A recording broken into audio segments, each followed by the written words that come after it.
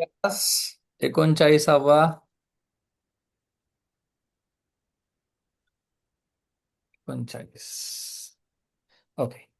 या पाठामध्ये आपण सरित नावाचा शब्द आणि त्यासारखे शब्द पाहणार आहोत, म्हणजे तकारांत शब्द पाहणार आहोत ज्याच्या शेवटी त आहे असे.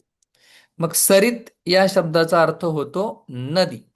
मग आता आपण एक सरित शब्द पाहिल्यानंतर बाकी तकारांत शब्द आपण सरित सारखे चालवणार आहेत.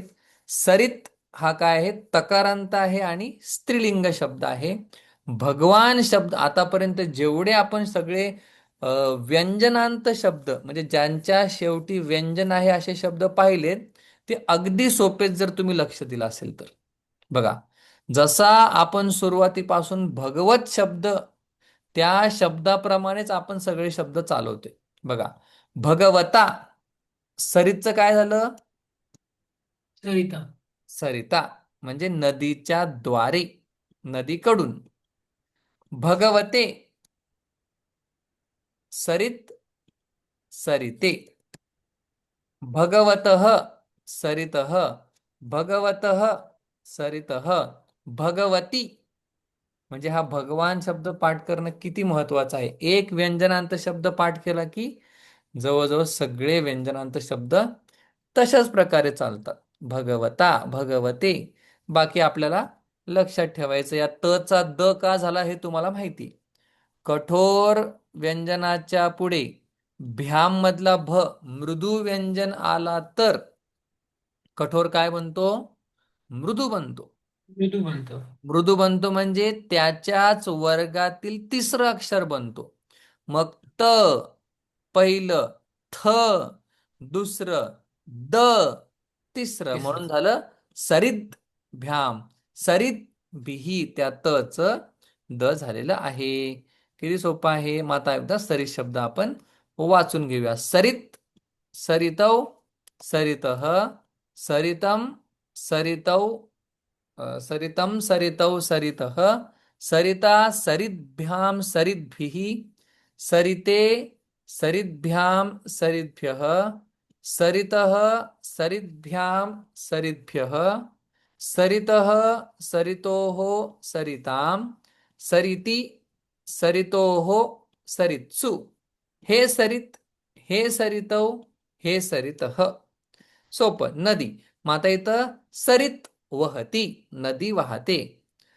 बालकः सरितं पश्यति, बालक नदीस पाहतो.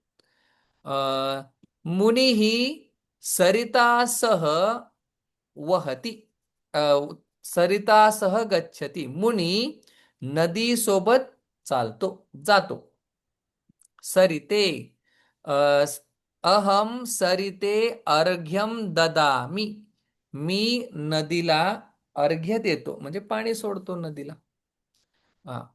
सरितः, अहम सरितः आगच्छामी, मी नदी पासून आलो. वेगळे झाले, सेपरेशन.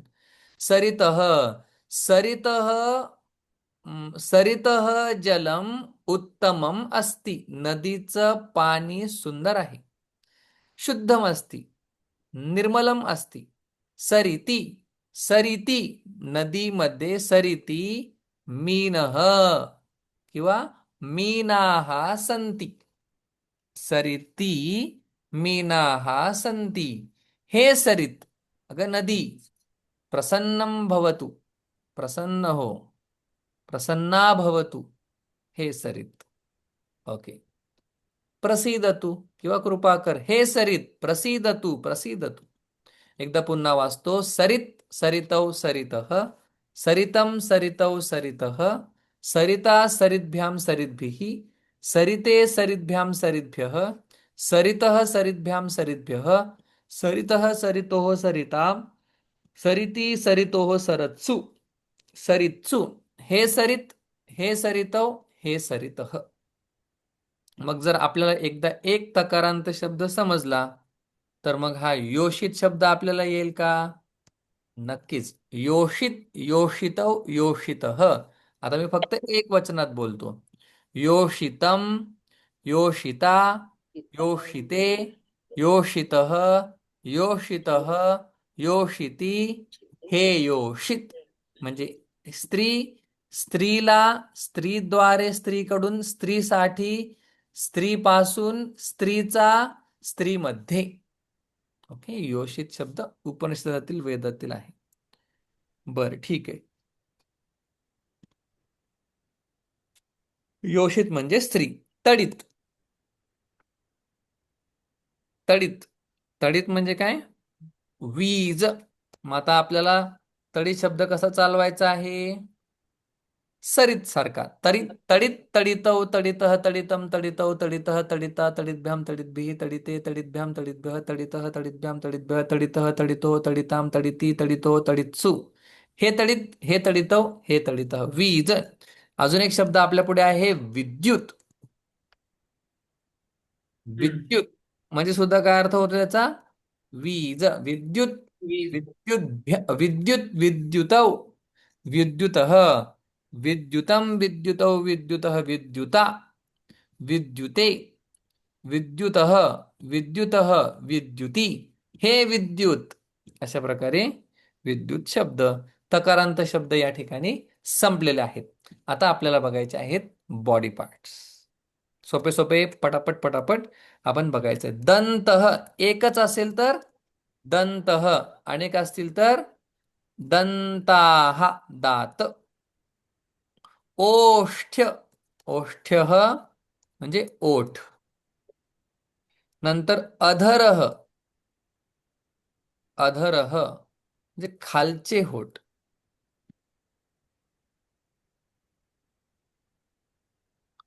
अधरम मधुरम वदनम, खालचे होठ म्हणजे हा.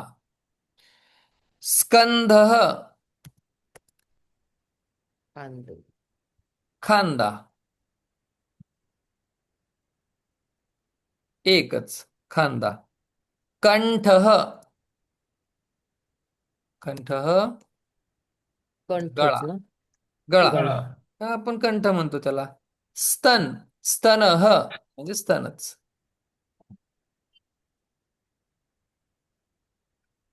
करः हात किंवा त्याला हस्त असा पण शब्द आहे. नख, नखः, नखच. नख म्हणजे नखच मराठीत. नख. नासिका, आता स्त्रीलिंग शब्द चालू झाले. नासिका, नाक. नाक. नाक. ग्रीवा, सुरुवातीला मी एक गरी. व्हिडिओ बनवला त्याच्यामध्ये आपण हे सगळे मी टाकले होते एकदाच. हम्म. जिह्वा, जीभ.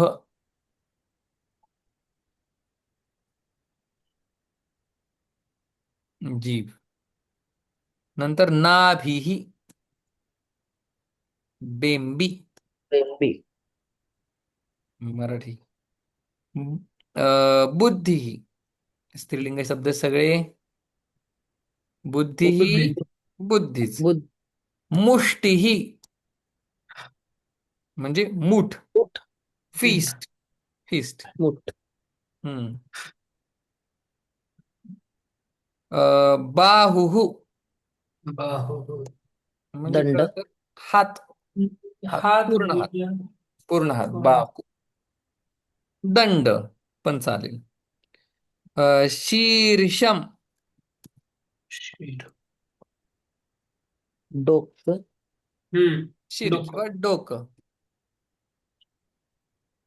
डोक्यासाठी मस्तकः पण आहे, मस्तिष्कः पण आहे, बरेच शब्द आहेत. ललाटम, कपाळ. कपाळ. माथा, कपाळ. कपाळ. उरस्थलम, छाती, छाती. चेस्ट.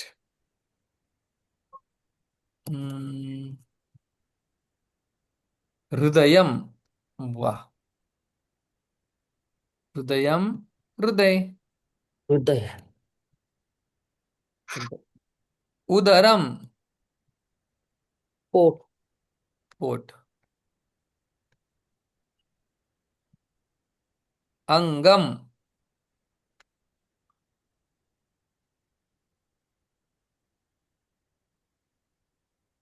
म्हणजे अंग. अंग. अंग, अंगम, अंग. अशा प्रकारे हे शब्द आपले संपलेले आहेत या धड्यातले. सरित, योषित, तडित, विद्युत आणि नंतर हे बॉडी पार्ट्स. आता आपल्याला बघायचा एक महत्वाचा कॉन्सेप्ट. ओके. आता आपण ऐका सगळ्यांनी लक्षात येतं व्यवस्थित. छान. सोपा भाग गेलेला. आता अवघड. लोट किंवा विधिलिंग आपण लकार पाहिलेले आहेत. याचा अर्थ काय होतो? आज्ञा किंवा विनंती असं आपण म्हटलं होतं. हम्म.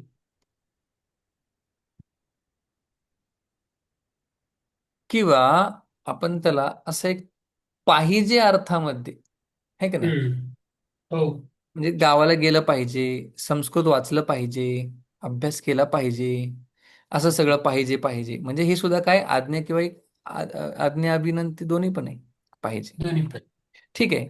मग आता समजा मी एक वाक्य लिहितो बरं का.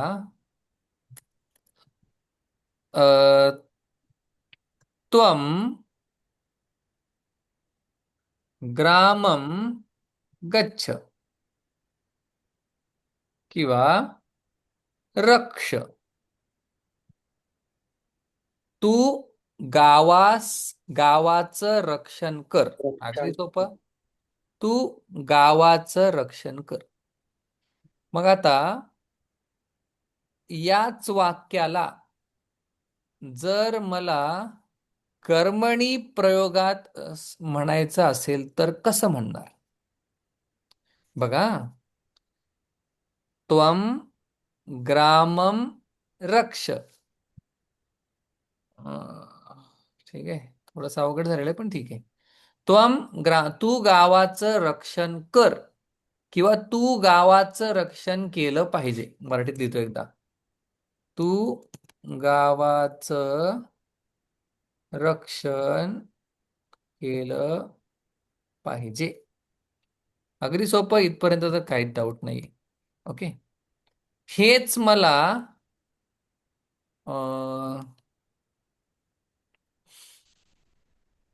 कर्मणी प्रयोगामध्ये म्हणायचंय. कसं म्हणणार? तर बघा इथे. आय होप तुम्हाला आठवते थोडं थोडं तरी. 1 2 1. वन. त्याचंच काय होणार आता? 3 3 1 1. 1. मग तो आमचा 3 काय? त्वया. त्वया. त्वया. ग्राममचं एक प्रथमा काय आहे? ग्रामः. ग्राम. आणि रक्ष. आता रक्ष आपल्याला बघायचंय कशामध्ये? आता तो सेव धातूमध्ये चालणार, बरोबर? सेव धातू सारखा. मग आपल्याला रक्षते. सेव धातूचा नाही ना, तोम आहे बघा. थोडंसं लक्ष द्यायचंय. तोम असल्यामुळे तो थोडासा वेगळा चालणार आहे. म्हणजे आपल्याला सेव धातू बघायचा आहे आणि त्या सेव धातूचं कोणतं रूप? लोट लकार. बरोबर. मग त्याचं लोट लकारामध्ये काय होतं? रक्त. सेवस्व. मग ह्याचं काय होणार? मूळ धातूला य. इथपर्यंत क्लिअर? हो. कर्मणी प्रयोगामध्ये मूळ धातूला य लागतो आणि तो चालतो सेवतेसारखा. मग आता हे मूळ धातूच कशात आहे? मूळ धातू लोट लकारामध्ये. कळतंय का? लोटलं का? बघा. मूळ धातू हा हो. लोट लकारामध्ये. मग आपण काय केलं? लोट लकारामधलंच बघणार का नाही आपण? हो. हम्म. हा. 3 1 1 झालं. मग आता हे झालं कर्मणी प्रयोग, लोट लकार, आणि हे कर्तरी प्रयोग. कर्तरी मग प्रयोग. आता यालाच ऑल्टरनेटिव्ह म्हणजे यालाच एक दुसरा पर्याय, ते प्रत्यय आपल्या समोर येत आहेत. त्यांचं नाव आहे तव्यत आणि अणियर. दोघं भाऊ भाऊ आहेत. अणियर म्हणजे काय? लोट लकारालाच कर्मणी प्रयोगामध्ये येणारा ऑल्टरनेटिव्ह. ठीक आहे. अगदी सोपं आहे, बघूया आपण. तर ठीक आहे. पहिली गोष्ट आपल्याला काय लक्षात ठेवायचे, तव्यत आणियर आल्यानंतर हा प्रयोग कोणता असणार आहे? कर्मणी. हा, जेव्हा कर्माला महत्व द्यायचे तेव्हा आपण हा प्रयोग वापरणार आहे, कर्मणी. ठीक आहे. मग कर्मणी म्हटल्यानंतर आपल्या डोक्यात पहिली गोष्ट काय यायला पाहिजे? 3, 3-1-1. 1, 1. हे सगळ्यात पहिलं आपल्या गोष्ट डोक्यात यायला पाहिजे. मग आता या तव्यत प्रत्यय बनवण्याचे वेगवेगळे नियम आहेत. शक्य होईल तेवढे म्हणजे नियमामधून आपण जाऊया. पहिला आपण कॉन्सेप्ट समजून घेऊया. बघा, आता घेऊया आपण तव्यत प्रत्यय. मग सगळ्यात पहिला आपण काय म्हणतो, प्रश्न आपले ठरलेले आहेत. तव्यत शब्दातलं काय शिल्लक राहतं? तव्य. त बघा, शिल्लक तो त निघून जातो. शिल्लक ओके. काय राहतं? तव्य. तव्य. ओके. तो अर्थ काय प्रकट करतो? पाहिजे. पाहिजे. ठीक आहे. आता हम्म. ह्याचे वेगवेगळे नियम आहेत. त्याच्या नियमांमध्ये न घुसता आपण एक दोन तुम्हाला उदाहरणं सांगूया. मग समजा अं, पठ धातू आहे. पठ. ठीक आहे. पठ. हम्म. मग त्याला झाला, हा बऱ्याच वेळा येतो बरं का, आपल्याला कळलाच पाहिजे, तव्यत प्रत्यय आला. हम्म. ठीक आहे. मग आता त्या आपण जे त प्रत्यय बघितले होते ना, त्या तलाच आपण तव्यत लावला तरी चालतो. म्हणजे हम्म. पठचं काय होतं? पठित. पठतव्य. पठित. पठित हम्म. इथपर्यंत. आणि हम्म. पठितव्य. व्य. पठितव्य. हम्म. ठीक आहे. क्रू धातू, तव्यत प्रत्यय, कर्तव्य. व्य. कर्तव्य. अ कर्तव्य म्हणजे करायला पाहिजे त्या गोष्टी. पठितव्य म्हणजे वाचायला पाहिजे त्या गोष्टी. कर्तव्य. तसं आता बरेच या पाठामध्ये येणार आहे. लेखितव्य म्हणजे काय? लिहायला लिहायला लिहायला पाहिजे. पाहिजे. पाहिजे. अ गंतव्य. जायला पाहिजे. जायला पाहिजे असं ठिकाण. गंतव्य. प्राप्तव्य. मिळवायला प्राप्त. पाहिजे. हा, मिळवायला मिळवायला पाहिजे. पाहिजे असं. मग काय होतं? तव्यत प्रत्ययाचं तव्य तो शिल्लक राहतं. बघा सगळीकडे तव्य तव्य, त्याच्यावर आपल्याला कळतं की हा तव्यत प्रत्यय. अर्थ त्याचा होतो पाहिजे असा. आणि सगळ्यात पहिलाच आपण काय क्लिअर केलं? 3-1-1 हा फॉर्मॅट आहे. मग आता हे आपण आधी सुद्धा पाहिलेलं आहे, पण तरी एकदा म्हणजे अशा प्रकारचं आधी पाहिलं तरी आपण एकदा वाक्य बनवूया. बघा, मया संस्कृतम. काय येणार, कोण सांगेल मला? पठितव्य ना. पठितव्य येणार का पठितव्या येणार का पठितव्य येणार? कारण की 3-1-1 आहे ते, आहे का नाही? हम्म. हो, हे वनच ना, पठितव्यच येणार. कारण की वन पठितव्य आहे. कसं काय येईल? संस्कृतम आहे, पुल्लिंग आहे का स्त्रीलिंग आहे? संस्कृतम. हा, संस्कृतम. पुल्लिंग आहे स्त्रीलिंग आहे सांगा. सर हे संस्कृतम हे पुल्लिंग आहे का हे स्त्रीलिंग आहे एवढंच सांगा. संस्कृतम. 3-1-1 आहे. हम्म. हा, आता कळायलाच पाहिजे ते पुल्लिंग आहे का स्त्रीलिंग आहे. बलराम दादा. तर संस्कृत. पठितव्यम येईल. का? ती तर हम्म. संस्कृत बोललात तर सर मया मया हे मया काय, मया म्हणजे मी ना. 3-1-1 ना सर. मचं तिथं मचं हे ना. पठितव्यम का आलं एवढंच व्यवस्थित सांगा एका वाक्यात.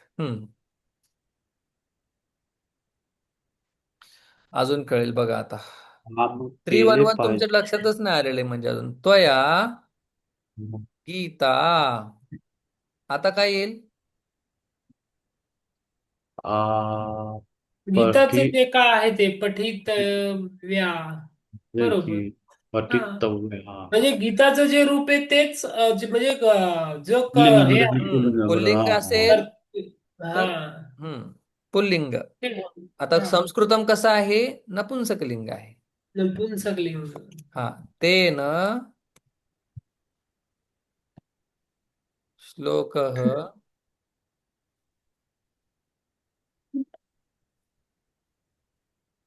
पठितव्यः. पठितव्यः. कळलं का? येस. जसा आपला त प्रत्यय होता, तो त प्रत्यय सुद्धा काय होतो? बदलतो. मया गीता पठिता, मया श्लोकः पठितः, मया गीतम पठितम.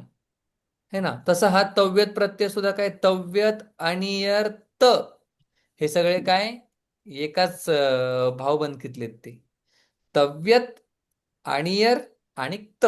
आता त प्रत्यय सुद्धा लिंगानुसार चालतो, कारण की तो 311 आहे म्हणून. तसाच हा तव्यत प्रत्यय सुद्धा काय? 3 लिंगांमध्ये चालणार. मया संस्कृतम पठितव्य म्हणजे माझ्याद्वारे संस्कृत शिकल्या गेलं पाहिजे. Past tense, not past tense. तव्यत नॉर्मलच. त्वया गीता पठितव्यात, कारण की लोट लकार आणि विधिलिंग लकार ह्याच्यामध्ये टेन्स नसतो. हे टेन्स नाहीत खरं तर. ठीक आहे. हा, त्वया गीता, तुझ्याद्वारे गीता वाचल्या गेली, अभ्यासल्या गेली पाहिजे. तेन, त्याच्याद्वारे श्लोक वाचल्या गेला पाहिजे. पाहिजे. ठीक आहे. हे झालं नॉर्मल युसेज. त्याचा अजून एक युसेज, जसा आता बघा, ऐका ऐका. जसा हा पठितव्य पुल्लिंगामध्ये चालतो, हो का नाही? हो हो मग तो 7ही विभक्त्यांमध्ये चालेल का हो? हो हो. मग ज्यावेळी तो 7ही विभक्त्यांमध्ये चालतो, त्यावेळी त्याचा काय वापर असतो सांगा बरं, बघू तुम्हाला लक्षात किती आहे. विशेषण म्हणून. अतिशय सुंदर. विशेषण म्हणून त्याचा दुसरा वापर होतो. विशेषण कसा बघा? अहम सीताम रक्षामि. ओके.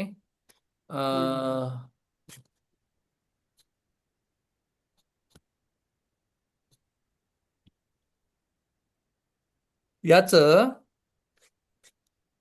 कर्मणी प्रयोगातलं रूप काय येणार सांगा? मया मया मया सीता सीता मया सीता रक्षिता. रक्षिता रक्षिता मया सीता रक्षते. आहे का नाही? रक्षते. सोपं. हम्म. आता माझ्याद्वारे रक्षण, आता थोडंसं अवघड होणार आहे. ठीक आहे. आता विशेषण बनणार आहे हे. हा, मग रक्षित माझ्याद्वारे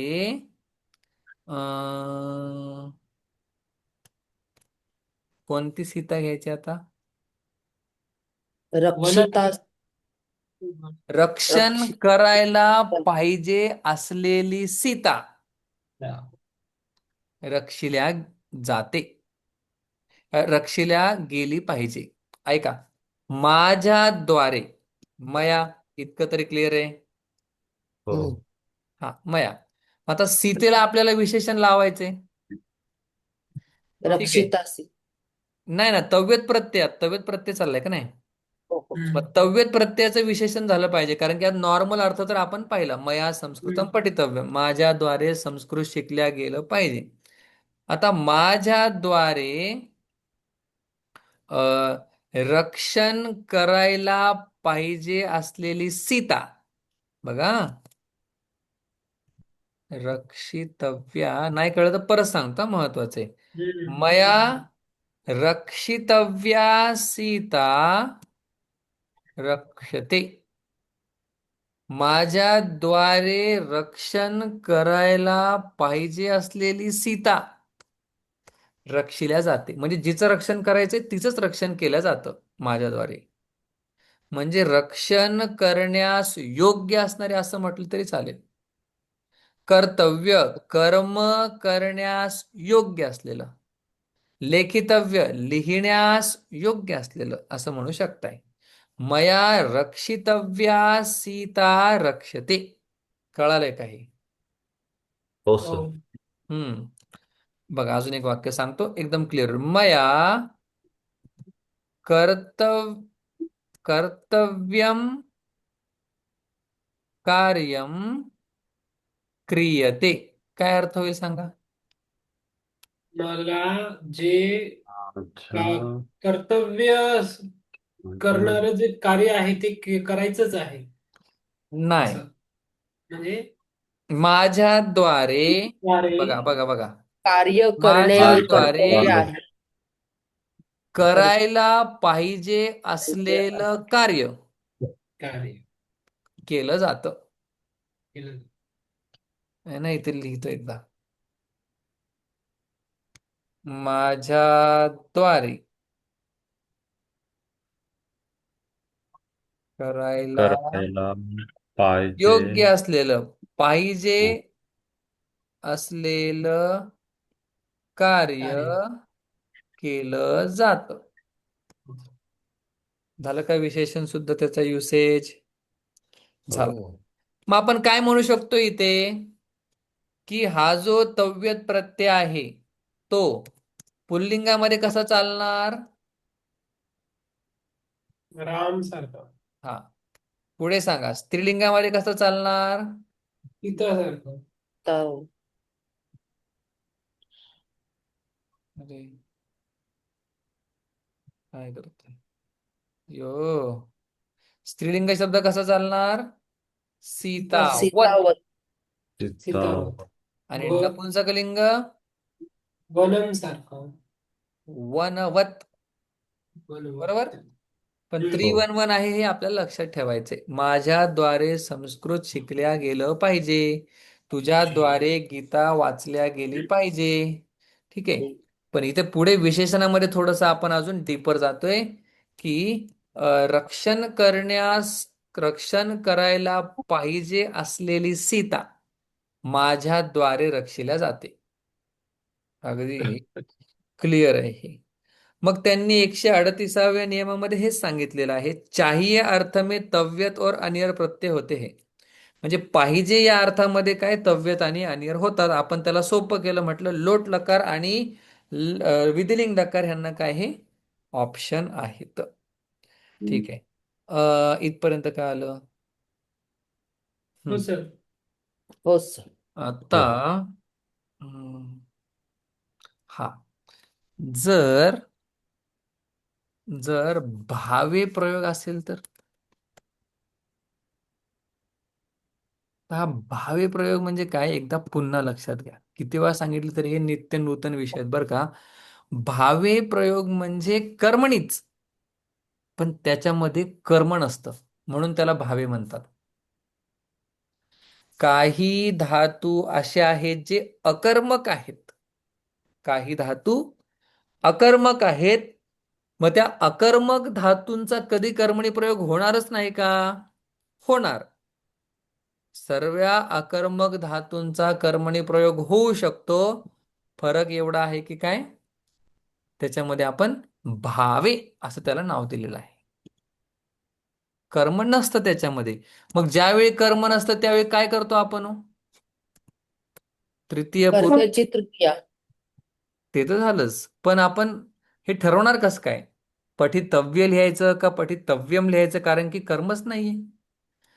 मग तृतीय पुरुष नपुंसकलिंग एक वचन करतो. तुम्ही आठवा अजून पण नपुंसकलिंग एक वचन करतो आपण.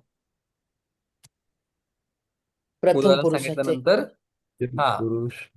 सॉरी, प्रथम पुरुष. त्यालाच तृतीय म्हटलं मी. प्रथम पुरुष.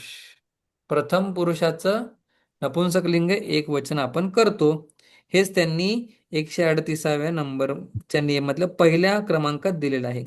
कर्मवाच्य में होंगे तो कर्म के अनुसार लिंग वचन कर्ता के अनुसार जैसे तेन हुए. हा, जर भाववाच्य असतील तर समजा आता अ, रामाद्वारे हसल्या गेलं पाहिजे.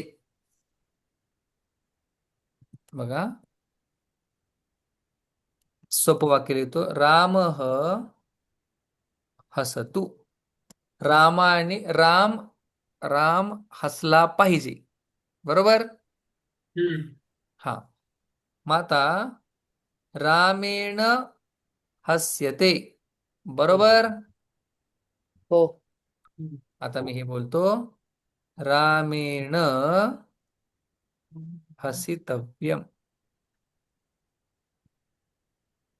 नपुंसकलिंग एकवचन. प्रथम पुरुष म्हणायची गरज नाही ते. नपुंसकलिंग एक वचनच होणार एक याच्यामध्ये. वचन. हसितव्यम. ठीक आहे. रामही असेल. हे नको. रामही असेल. रामही. आता तुम्हाला काय करायचं, फक्त अकर्मक धातू शोधायचा आहे. अकर्मक धातू असला तर काय होणार, डायरेक्ट आपल्याला नपुंसकलिंग एक वचनामध्ये करायचं. एक आता बघा, वचन मध्ये. रामही काय येणार. हस्यते नाही, आता हस्यैते आपलं हे चालू आहे ना आपलं तव्यत प्रत्यय, त्याच्यामध्ये सांगा. हसितव्यम. हसी तो रामही सुद्धा काय येणार. हसी बरोबर आहे का सांगा. हसी तो अनेक वचन झालं नाही इथे, म्हणजे हा, मग रामाचं आता याच्यामध्ये कर्म आहे का.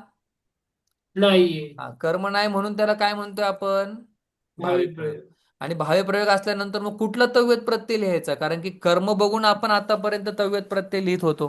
हो किंवा नाही. हो. हम्म. हा, कर्म बघून लिहित होतो, पण या ठिकाणी कर्मच नाहीये. मग अशा वेळी काय करतो आपण, नपुंसकलिंग एक वचन करून टाकतो.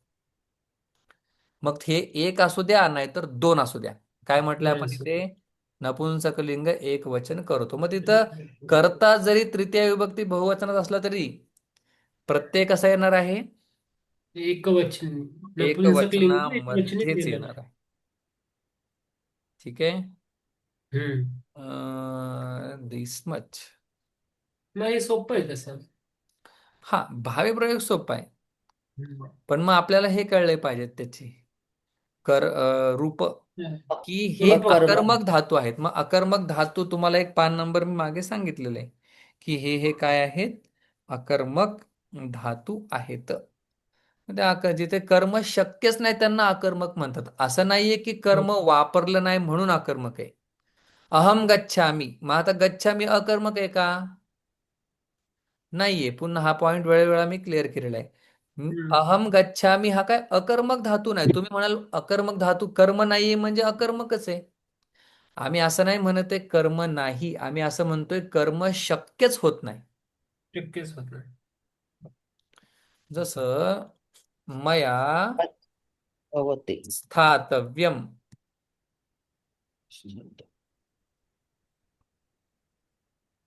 माझ्याद्वारे बसल्या जातं. आता याला तुम्ही कर्म लावून दाखवा. तुम्ही काय म्हणणार, खुर्चीवर बसल्या जातं. वर आलं की झाली सप्तमी. हम्म. मग काही असे धातू आहेत ज्यांच्यामध्ये कर्म शक्यच नाहीये, म्हणून त्यांना आपण काय अकर्मक धातू म्हणतो.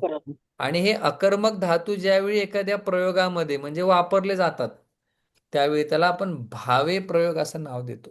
जिथे कर्म नाहीच आहे, शक्यच नाहीये, मग त्या ठिकाणी आपण हे वाक्य पूर्ण करायचं का नाही, तव्यत प्रत्यय लिहून करायचं. मग कुठलं लिहायचं, तर आपण नपुंसकलिंग एक वचन, त्याचं उत्तर आपण लिहायचं आहे. बघा, काही वाक्य बघूया आपण. मया दानम दातव्यम. अर्थ काय होईल सांगा बरं. माझ्याकडून दान दिले गेले माझ्याद्वारे पाहिजे. दान. हा. हा, दिले पाहिजे, दिल्या गेले पाहिजे, दिल्या गेले पाहिजे. पाहिजे. पाहिजे. मया रामेण रावणः हातव्यः. बघा, कळते का. आता रामाद्वारे रावण मारल्या गेला पाहिजे. मारला गेला पाहिजे. हा. 3-1-1. ओके. दातव्यम 17व्या अध्यायामध्ये शब्द येतो गीतेच्या. दातव्यमिति यद्दानं दीयते नुपकारिणी देशे काले च पात्रे च तद्दानं सात्विकं स्मृतम. दीयते यद्दानम अदेशकाले. हा हातव्य त्वया नको त्वया.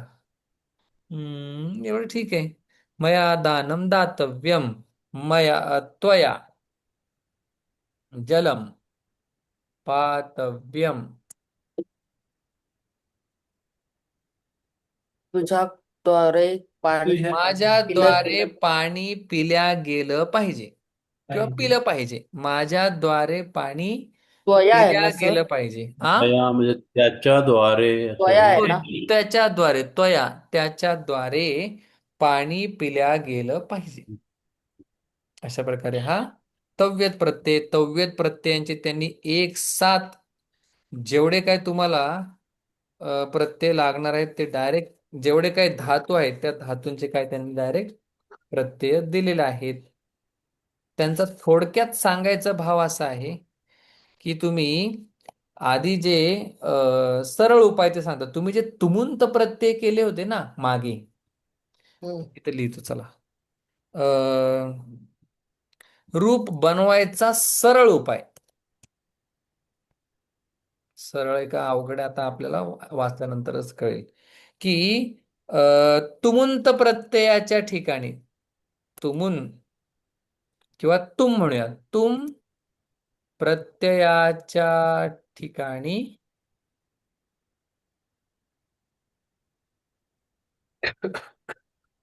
काय होणार आहे? तव्य लागणार आहे. तव्य. लिख लेखितुम. मग लेखितुमचं काय होणार? लिखित लेखितव्य म्हणजे तुमुन प्रत्यय जे आपण मागे काय शिकलेलो आहेत त्याचीच आपल्याला काय तुमुन काढून तव्य त्या ठिकाणी लावायचं आहे. लेखितव्य लिहिल्या गेलं पाहिजे. वक्तव्य बोलल्या गेलं पाहिजे. धातव्य ध्यान केल्या गेलं पाहिजे. हे स्मर्तव्य लक्षात ठेवलं पाहिजे. ठीक आहे. स्मर्तव्य अशा प्रकारे आपलं ल्यप तव्यत प्रत्यय झालेला आहे. अणियर प्रत्यय तव्यत ह्याच्यामध्ये काहीच फरक नाही. जसा त्वा आणि ल्यप होता तसाच हा काय आहे? तव्यत आणि अणियर दोघं भाऊभाव आहेत. उरलेला विचार आपण अणियर प्रत्ययाचा नंतर करूया. त्याचे काही थोडेसे नियम आहेत. सगळेच एकदा भरपूर होऊन जाईल म्हणून एवढं ठीक आहे. सर मया अभ्यासम कर्तव्यम. हा माझ्याद्वारे अभ्यास केला गेला पाहिजे. Correct sentence.